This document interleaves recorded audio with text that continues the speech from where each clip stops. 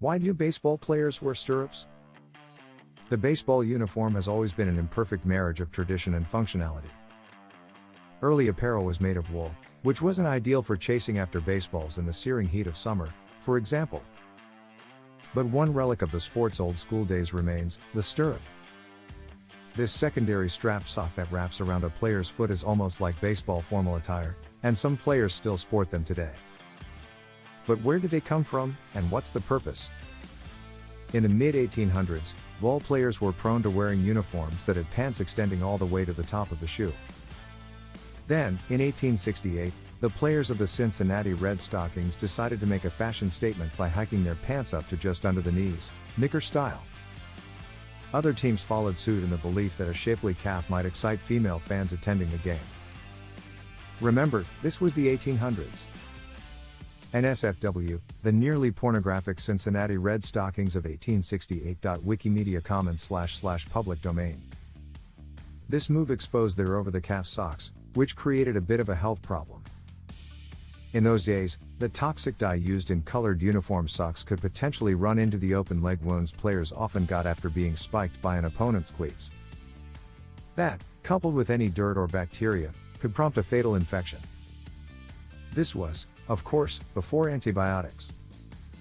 In 1905, player Nap LaJoy of the Cleveland Naps got a serious infection believed to be from the dye getting into a cut, confirming those fears. Players began wearing white socks underneath their uniform sock, creating a double sock scenario. The inner layer was dubbed a sanitary sock because it offered a measure of protection against germs and didn't contain any of the harmful dyes. While this solved one problem, death by cleats, it created another. If you've ever tried to wear two socks, you know there's a problem fitting into your shoes. To get the dual sock effect, while still being able to don footwear, stirrups were implemented. The sanitary sock covered the entire foot, while the second sock covered the lower leg and was secured in place by a strap under the heel. A new baseball tradition was suddenly afoot. Players still wear stirrups today.